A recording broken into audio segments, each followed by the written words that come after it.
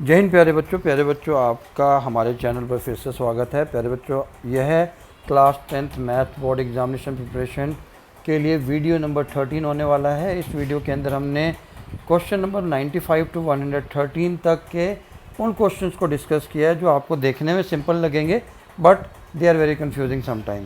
So let's start our video. Question number 95, for two coprime numbers a and b the LCM of a and b is. कोई दो को prime number हैं, ठीक है, तो उनका एलसीएम क्या होगा। सिंपल सी चीज़ है, एक एग्जांपल से ले लेता हूँ मैं। तो को प्राइम नंबर कौन से होते हैं? सबसे पहली बात आपको ये पता होना चाहिए, coprime numbers are those number which have common factor as one.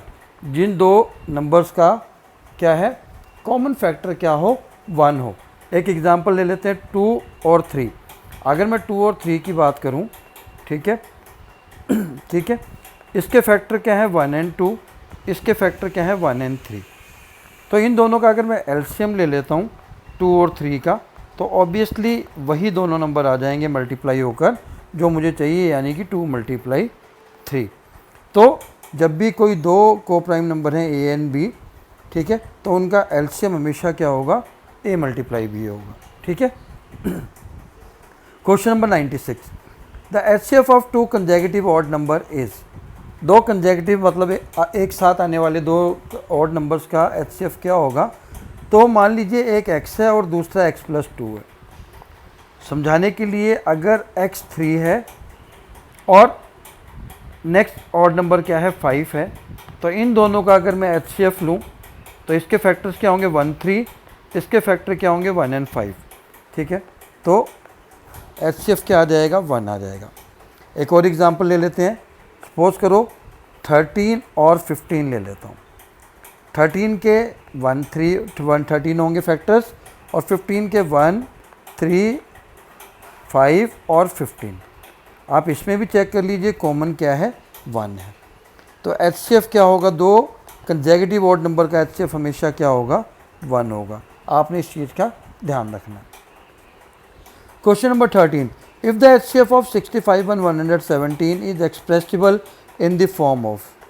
अगर 65 और 117 के एचसीएफ को इस फॉर्म में लिख सकते हैं तो एक्स और वाई की वैल्यू बतानी है।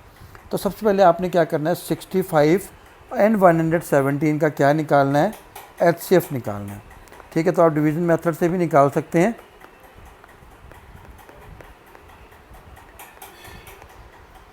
मैं निकाल लेता हूँ जल्दी से इसको। तो मेरा रिमाइंडर 13 पर 0 आ गया, तो मेरा एचसीएफ क्या होगा, 13 होगा, ठीक है। अब इन्होंने कहा है कि जो इसका एचसीएफ है उसको मैं इस फॉर्म में लिख रहा हूँ।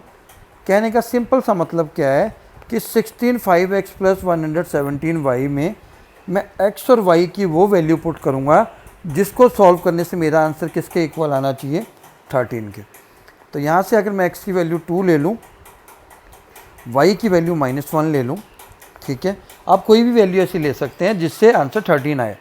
तो 16 5 2 जा और 117 × -1, ये 130 हो गया, -117 कितना आ गया, 30, ठीक है। मैंने कैसे गेस किया कि अगर मैं यहाँ पर -1 ले लूँ तो -117 आएगा, और 117 में से को मैं किस में से घटाऊँगी, 13 आए, ऑब्वियसली 130 में से। और 130 कब आएगा, जब मेरी x की वैल्यू क्या होगी, 2 होगी। तो यहाँ से मेरा x की वैल्यू 2 आ गई और y की वैल्यू मेरी आ गई -1। चलिए, two numbers are said to be coprime if their HCF is. मैंने अभी बताया था को प्राइम कब होंगे, जब दोनों नंबर का कॉमन फैक्टर क्या होगा, 1 होगा। जैसे कि हम √3 prove that √3 is irrational, √2 is irrational, √5 is irrational में करते हैं, ठीक है। तो वहाँ पर भी हम क्या प्रूव करते हैं कि वो को प्राइम नहीं है। क्यों? क्योंकि उनका जो कॉमन फैक्टर एक के अलावा कुछ और आ रहा होता है।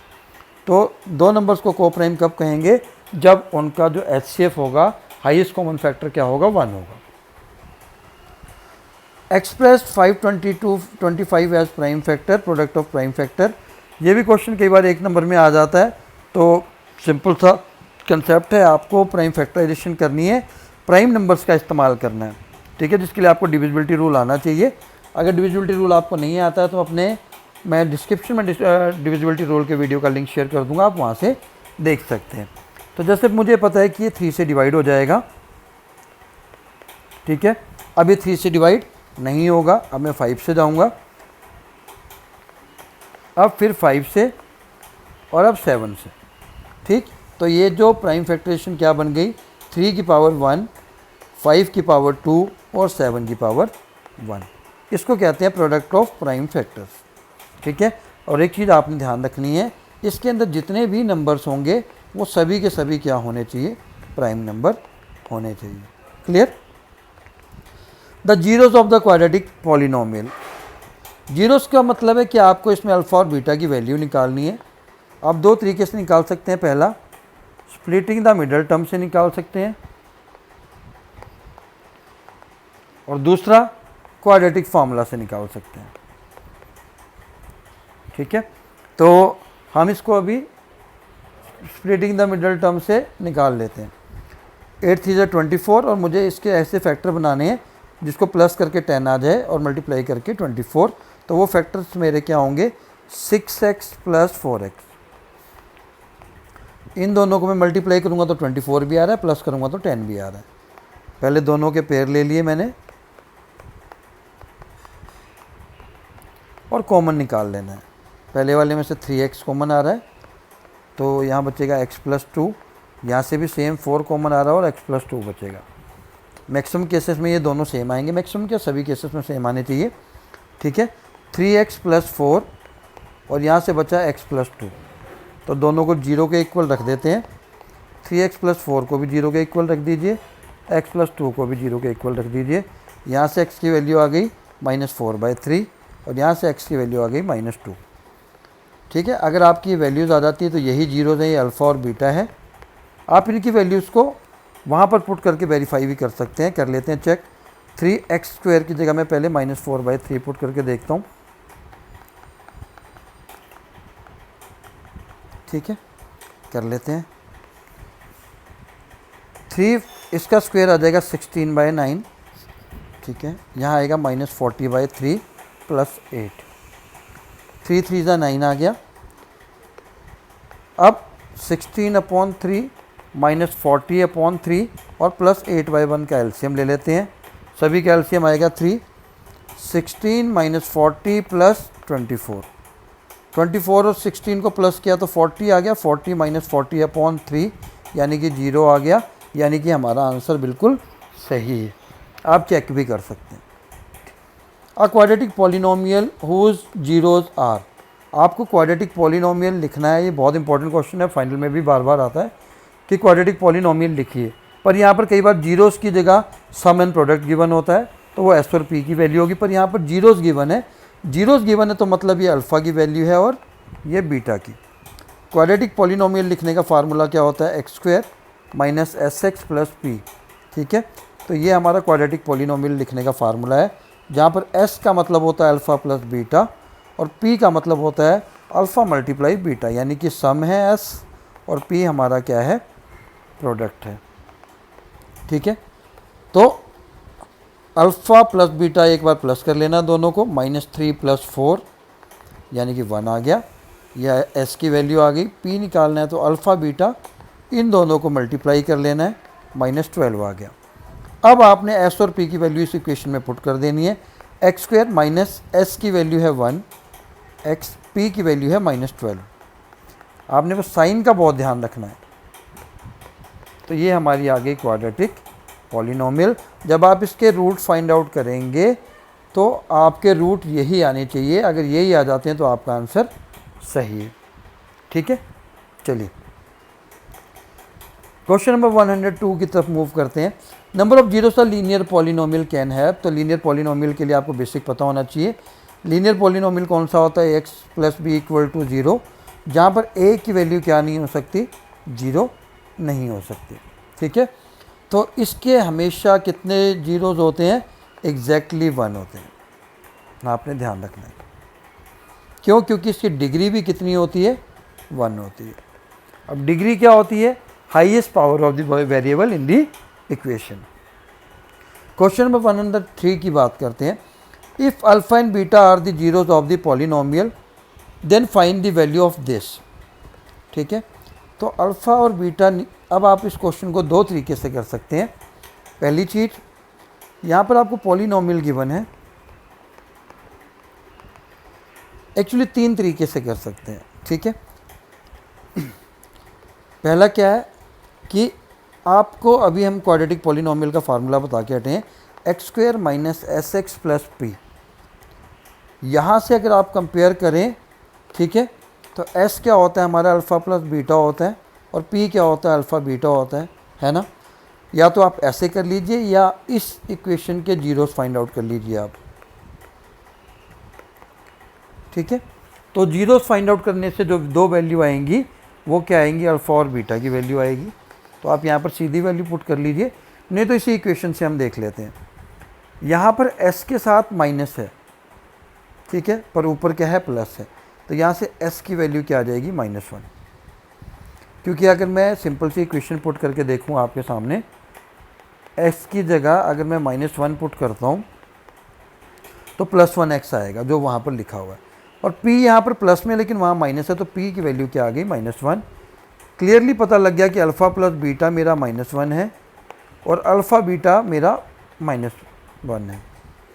मुझे क्या करना है, जो ये चीज़ दी हुई है 1/अल्फ़ा प्लस 1/बीटा, इन दोनों का एलसीएम ले लेना है। नीचे आएगा अल्फ़ा बीटा, ऊपर आएगा बीटा प्लस अल्फ़ा। तो बीटा प्लस अल्फ़ा की वैल्यू आप ऑलरेडी निकाल चुके हैं, अल्फ़ा बीटा की वैल्यू भी आपके पास है, -1/-1। सॉल्व कर दिया तो आंसर आ गया 1। दूसरा तरीका आपको ऑलरेडी बता चुका हूँ कि आप इनके quadratic formula splitting the middle term से आप इसके रूट्स फाइंड आउट कर लीजिए, वो अल्फ़ा और बीटा की वैल्यू आ जाएगी, वही आप यहाँ पर पुट कर सकते हैं directly. Question number 104, if the graph of polynomial intersect the x axis at 3 points. ठीक है, एक ग्राफ है, ठीक है, ये ठीक है, कितनी जगह इंटरसेक्ट कर रहा है, 1 2 3। तो जितनी जगह एक्स एक्सिस पर ये इंटरसेक्ट करेगा उतने ही जीरोज होते हैं, हमें एक्स वाई एक्सिस इंटरसेक्शन को नहीं देखना है। तो ये 3 जगह इंटरसेक्ट कर रहा है तो 3 जीरोज होंगे। क्लियर, तो जितनी जगह एक्स एक्सिस पर ये इंटरसेक्ट करेगा उतनी ही जीरोज होंगी। ठीक है, question number 105, find the product of zeros.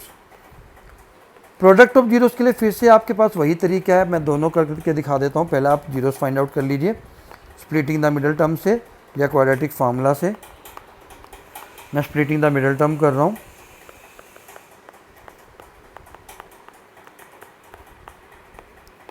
x plus 3 आ गया, यहाँ से 2 कॉमन ले लिया तब भी x प्लस 3 आ गया, x प्लस 2 और x प्लस 3, तो यहाँ से आ गया x की वैल्यू एक -2 आ रही है, एक -3। ठीक है, जो मैं अभी पिछले वाले क्वेश्चन में बता के हटा हूँ, ये अल्फ़ा है और ये बीटा है। तो इन्होंने क्या पूछा, प्रोडक्ट पूछा है, तो प्रोडक्ट यानी कि अल्फ़ा बीटा दोनों का मल्टीप्लिकेशन -2 इंटू -3 कितना आ गया, +6 आ गया, पहला तरीका जो कि लेंथी था। दूसरा तरीका क्या है, वही क्वाड्रेटिक पॉलिनोमियल का जो फार्मूला होता है, क्या होता है, x² minus SX plus P। तो P की जगह यहाँ पर क्या है, 6 है, तब भी प्रोडक्ट क्या हो गया, डायरेक्टली 6 हो गया। तो ये दोनों मेथड आप अप्लाई कर सकते हैं जो आपको सूटेबल लगता है। ठीक है, चलिए question number 106, which of this is not a polynomial. तो आपने हमेशा ध्यान रखना है, x की वैल्यू नेगेटिव कभी नहीं होनी चाहिए, x अपॉन में नहीं होना चाहिए और x रूट में नहीं होना चाहिए।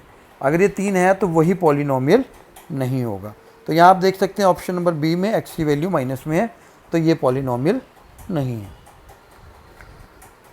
107, if alpha and beta are the zeros of the quadratic polynomial then find a quadratic polynomial. एक क्वाड्रेटिक पॉलिनोमियल आपको गिवन है जिसके अल्फ़ा और बीटा क्या है, जीरोस हैं। एक दूसरा पॉलिनोमियल आपने बनाना है जिसके जीरोस ये वाले गिवन हैं।